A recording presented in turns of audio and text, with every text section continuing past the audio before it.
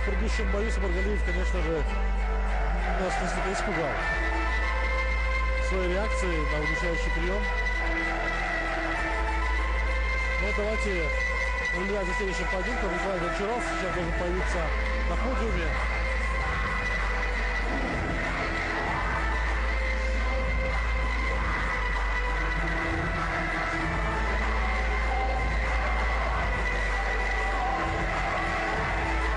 Вот Николай Гончаров уходит, сзади мы видим, что секундант поддерживает.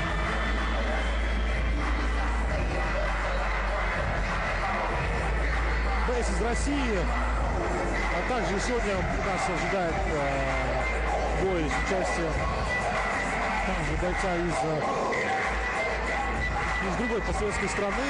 Дмитрий Власюк из Украины встретится с Ильметом Клау.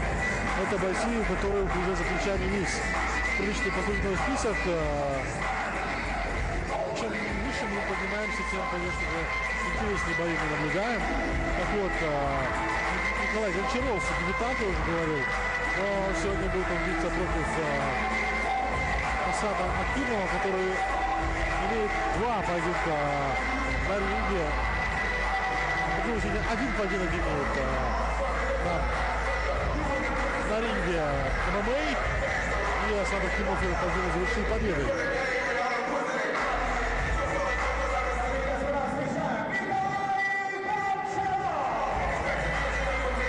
Гончаров сейчас наматывает круги по рингу, разминается. Ну, а сейчас Мамамынов приглашает на ринг Асхата Акимова. Боец из Казахстана.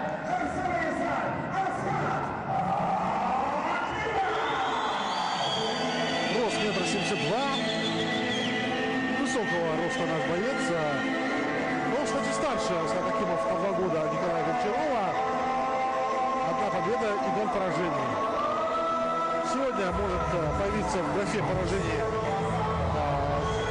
единичка, а может и не появиться. А может и вторая победа будет у Асхата Акимова. Вот так вот выходит на ринг.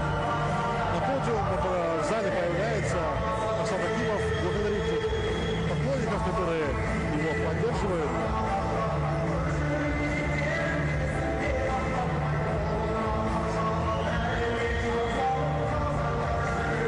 Постепенно зрителям становится интересно. Мы видим, что с каждым боем все бои интереснее и интереснее.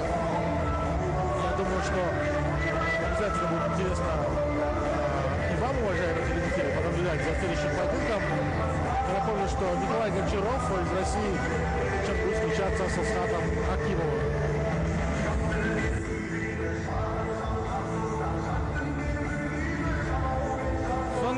Міне біз келесі жекпе-жекке де келіп жеттік. Николай Гончаров және оның қарсыласы Тараздың тумасы Асхат Акимов қазір жекпе-жек өткізетін болады. Ресейлік жекпе-жек шебері бүгінгі кездесуге тыңғылықты дайындықпен келгені белгілі. Сонау Ресейден келгенде жеңілем деп келмегені анық. Сол себепті де қазір енді біз Асхат Акимов пен Николай Гончаров арасындағы кездесуде тамаша тартысқа толы жекпе-жектің куәсі боламыз деген сенімдеміз.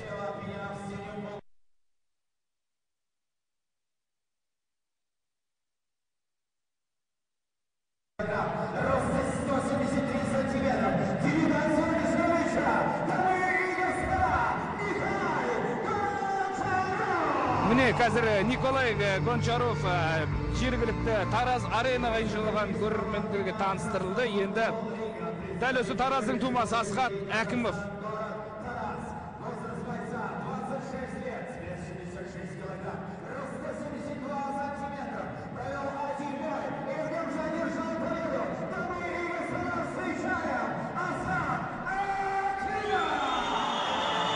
Ал енді Асхат Акимовты қазір шақырды. Шаршы алаңдағы жүргізуші Арман Момынов.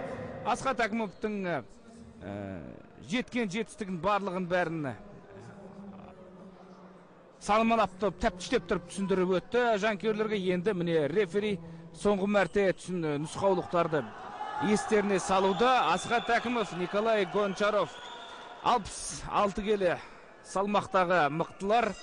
172 сантиметр Асхаттың бойы, Николайдың бойы 173 сантиметр.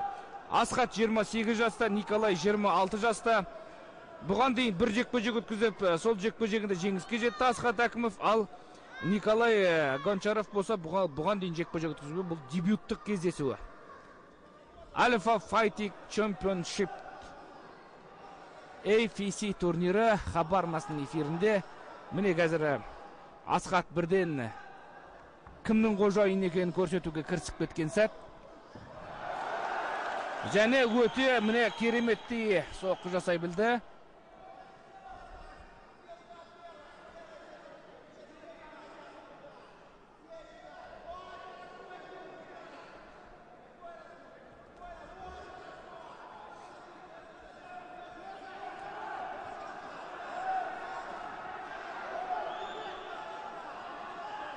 Асхат әрине жеңіске жету үшін бар өнерін ортаға салатын болады. Николайда міне қарымта шабуылға шығып, өзінің жойқын соққының есегенін біріктіріп алды. Сол қолмен де, оң қолмен де еркін қимылдайтын Николай.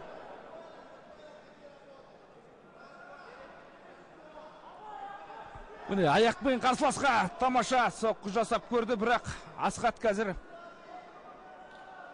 бұл соққыны өзіне тартпады.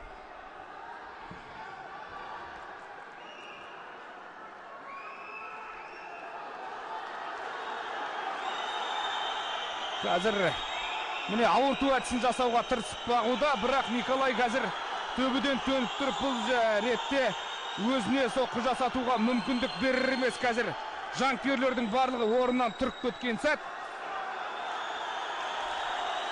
Ал төреші қазір міне тек қарап көруге тырысуда, не болып жатқанын өз көзімен көргісі келеді. Төмен қарай еңкейіп тұрып,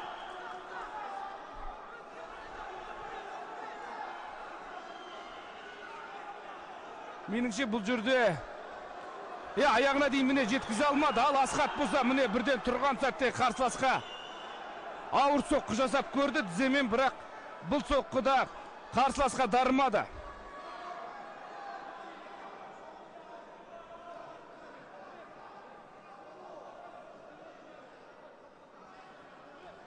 Николайдың міне қазір алдыға ұмтылған сәті екі соққымен Асхат бірақ пайдаланып үлгермеді. Бұл сәтте аяқпен қарсы алып алуға болатын бет, қарсыласты аяққа қарай еңкейген сәтте біз мұндай сәттерді талай мәрте көрген болатынбыз. Бірақ Асхат бұл мүмкіндікті пайдалана алмады. Қазір қарсыластың қателігін ұтымды пайдалану керек еді, әлде де.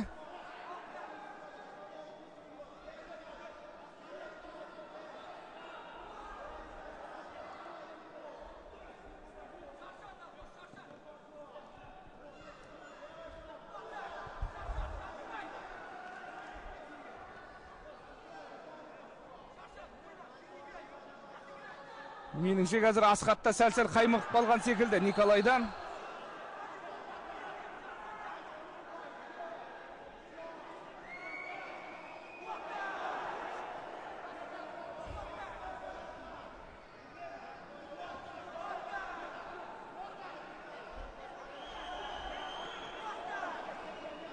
Оң аяқпен тамаша соққы жасай білді Асхат қазір қарсыласқа. Ал Николай болса алдыға ұмтылып көргенмен бұл әрекетінен еш нәрсе өнбеді.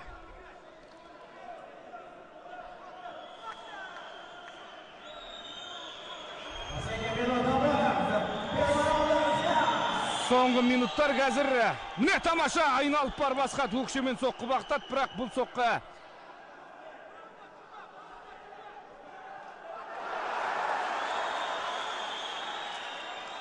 Николайда қазір міне қарап қалған жоқ. Бұл соққысына соққымен жауап беруге алдыға ұмтылып көрді.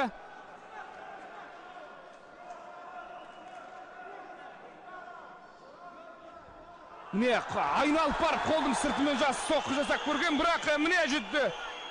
Бұл әрекеті тағы да жүзеге аспады. Енді Асхат қазір бапкерлеріне қарап қояды, не істеуге болады дегендей.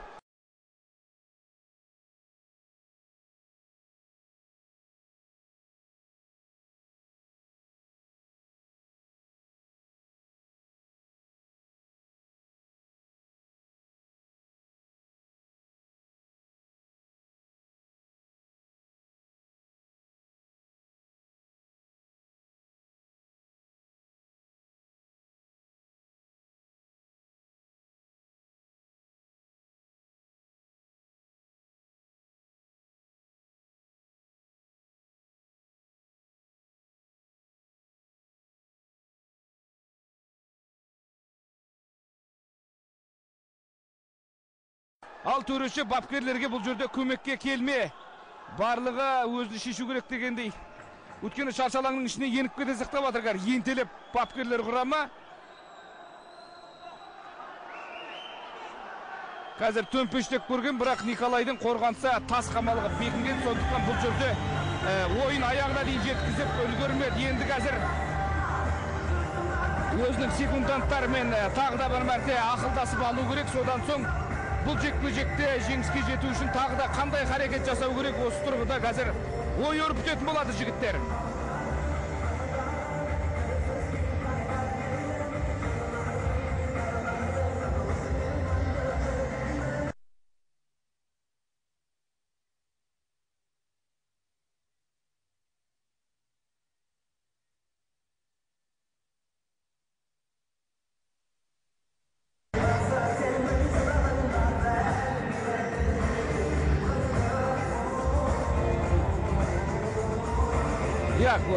Бірінші раунд кәдімгі кереметтей өтті. Жанкүйерлердің делебесін қоздыратын жекпе-жек өту өрбіп жатыр. Ресейлік және қазақстандық жекпе-жек шеберлері.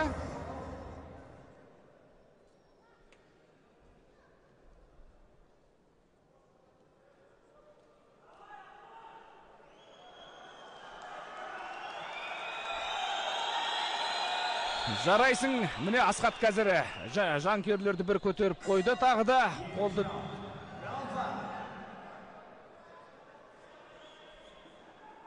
Ал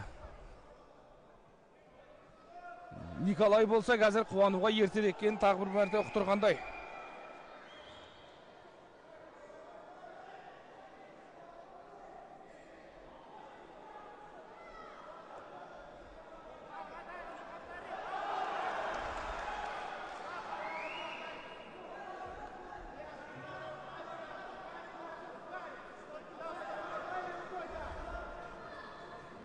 Ашуға тиетін бір, ызаға тиетін әлі бір соққы жасалған жоқ.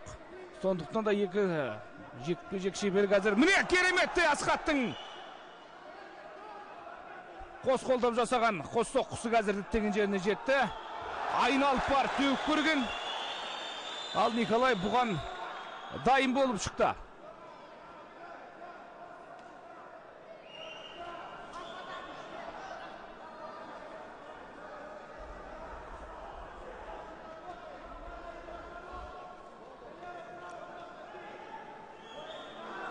Дамы и господа, бойцы чувствуют поддержку каждого из вас.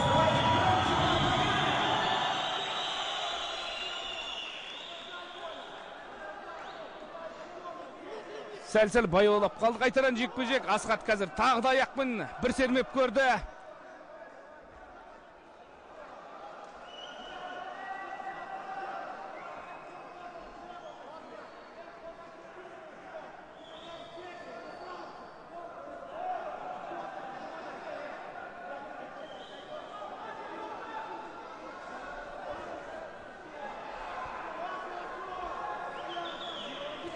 Николайдың шаршап қалғанын байқап отырмыз. Асқат шаршамады ма деген сұрақ туындайды осындайда.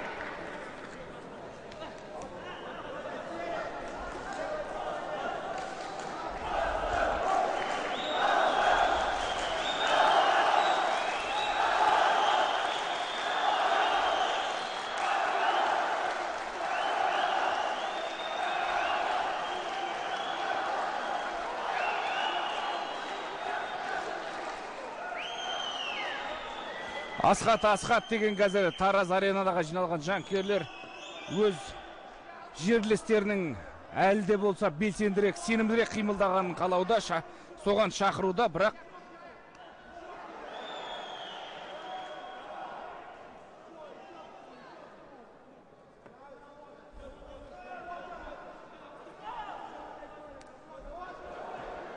қазір тамаша, міне аяқтан топ өткізіп теуіп тепе-теңдігін жоғалтуға мәжбүрледі. Асхатты.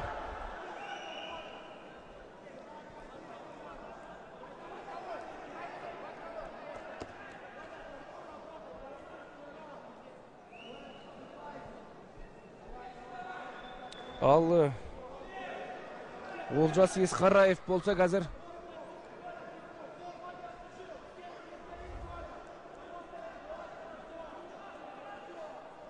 Асхат Әкімов болса қазір Николай Гончаровты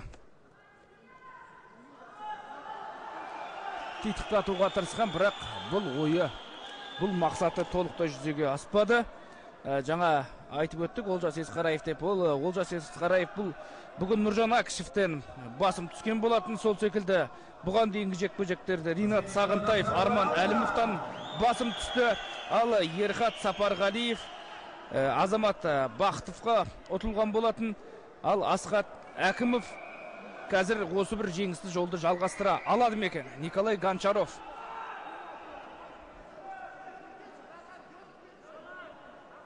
Осал қарсылас емес екенін байқап отырмыз. Осы жекпе-жек барысында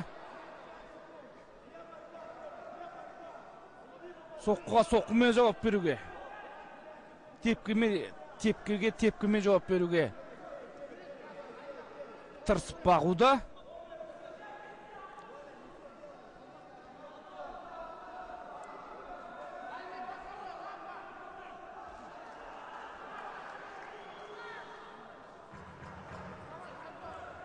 Міне, санаулы секундтар ғана қалды. Қазір осы бір уақыт аралығында жеңісті жұлып алуға мүмкіндігі бола ма? Жоқ. Қазір бұл мүмкіндікті Асхат Әкімовтан Николай Гончаровта пайдалана алмады. Енді 3-ші раунд қазір. Шешуші кезең, шешуші сәт.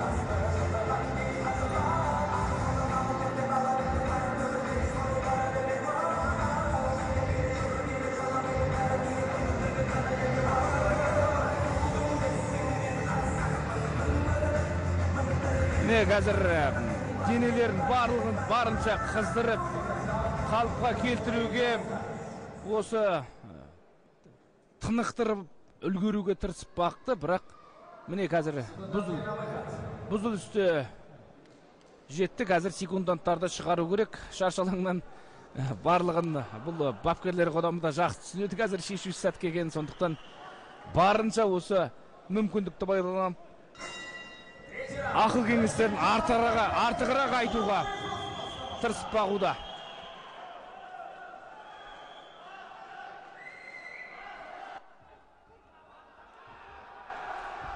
Міне, тамаша қазір қарсыласты құлатып жықты Николай Гончаров. Енді Асхат бұл жерде тұра алады ма? Асхат Әкімовтың әлі жетеді ма тұруға? Шамасы келеді ме? Бұл шаманы, бұл мүмкіндікті Николай Гончаров береді ме? Міне осындай сұрақтар қазір сайрап тұрған сәтті.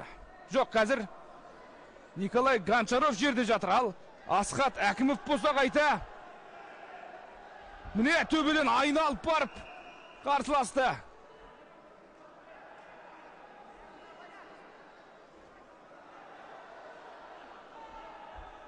Жақындатқызар емес Николай өзіне Асхатты.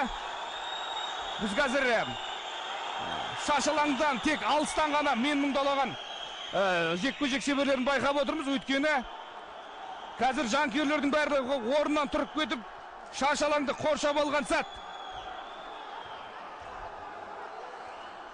Сондықтан қазір кім құлап жатқанын әрең дегенде байқап үлгердік. Сондықтан құрметті көрермендер, кешірім өтінеміз. Егер қазір құлап жатқан боксшымен төбедегі төмпештеп жатқан боксшыны жасырсақ, міне қазір Асхат өзінің қолымен ауыр соққыларын жасап бағуда Николайға.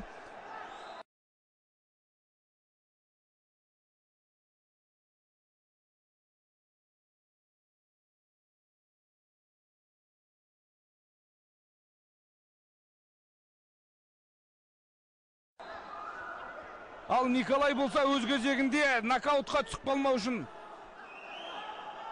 әрекет етіп жатыр.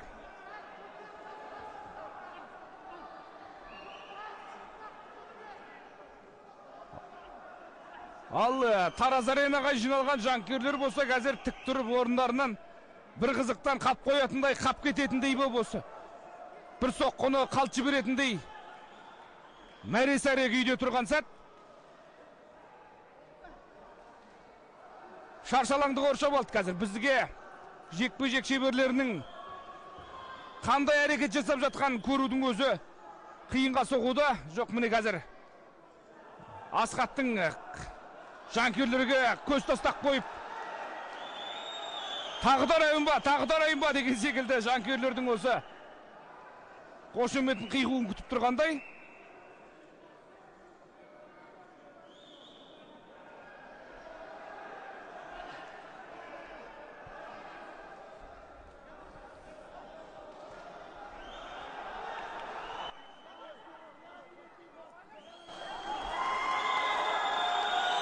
Міне кәдімгі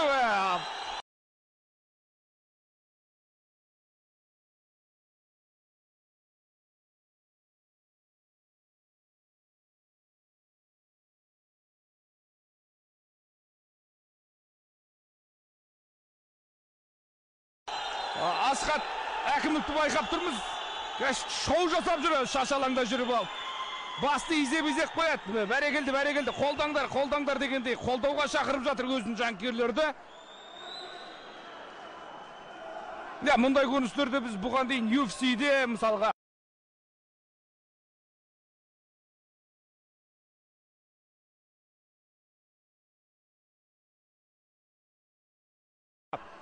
Fight Night Global секілді әлемдегі осы MMA жекпе-жектерінің ең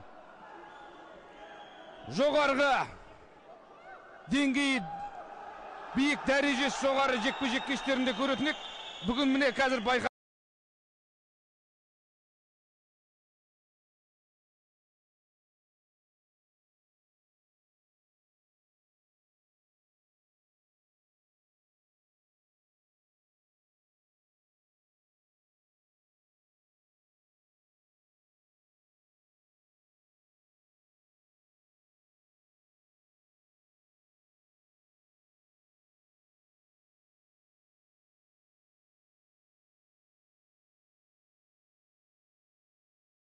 тұрғанымыздай IFC яғни Alpha Fighting Championship турнирінде де дәл осындай көріністер орын алуда.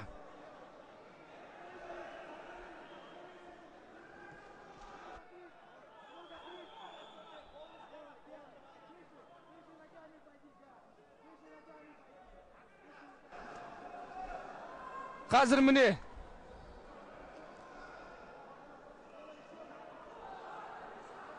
тағы да Асқат Әкімов шамасы келгенше қарсыласта ұрып жығуға тырысып бағуда, бірақ бұл әрекеті әзірге толықтай жүзеге асар емес.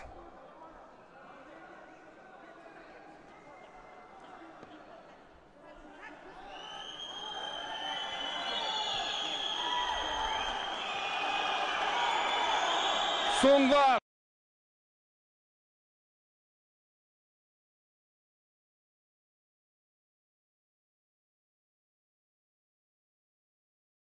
минуттар сырғып өтіп бара жатқан сәтте жанкүйерлерді қиқулап міне. Бұл жекпе-жектің мезгілінен бұрын аяқталуын күтуде, және бұны Асқат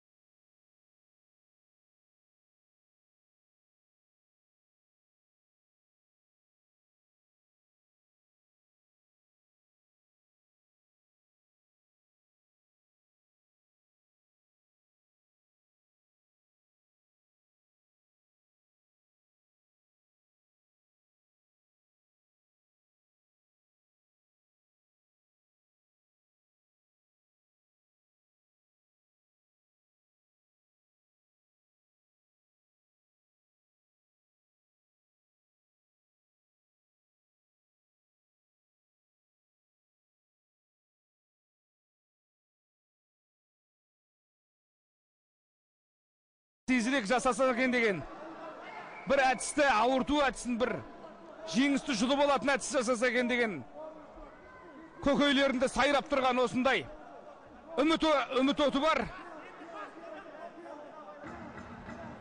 10 секундтай ғана уақыт қалды, бірақ әзірге бұл жерде жеңісті жұлып алуға мүмкіндік жетеді ме, жетпейді ме?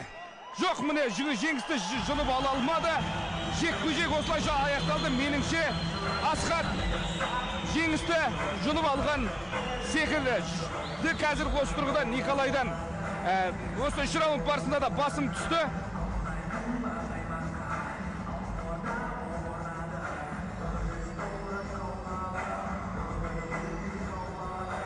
Қазір енді Николайдың көңіл күйі түсіп тұрған сәтін біліп тұрмыз. Өзі де жеңіліп қалған сезіп тұрғандай, ал Асхат болса өзінің жеңісіне сенімді.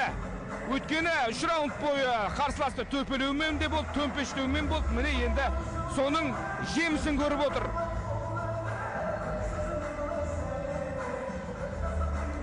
Және Асхатқа бұл жерде айта кету керек, тек қана жекпе-жек өткізіп қойған жоқ.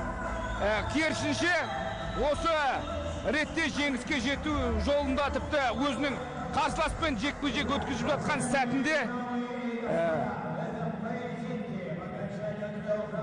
шоу жасап, көрермендерді жекпе-жекке шақырып, өзінің қолдауға шақырып, жарайды, бұрайын ба деген секілді басты ескертіп қойды. Міне және осылайша Асхат қазір жеңіске жетіп отыр. Ал қазір Тараз аренаға жиналған жанкүйерлер тік тұрып қошемет білдіріп отыр.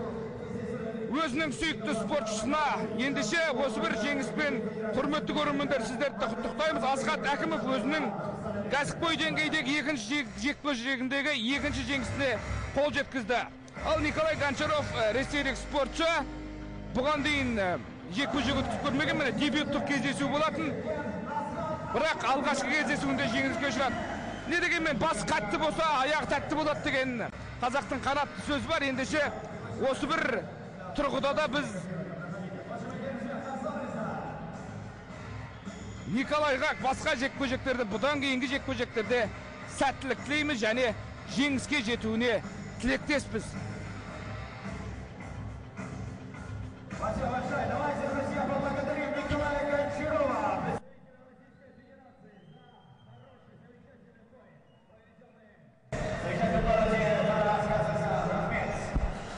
Мы продолжаем нашу трансляцию из Тараза, где победил не пока еще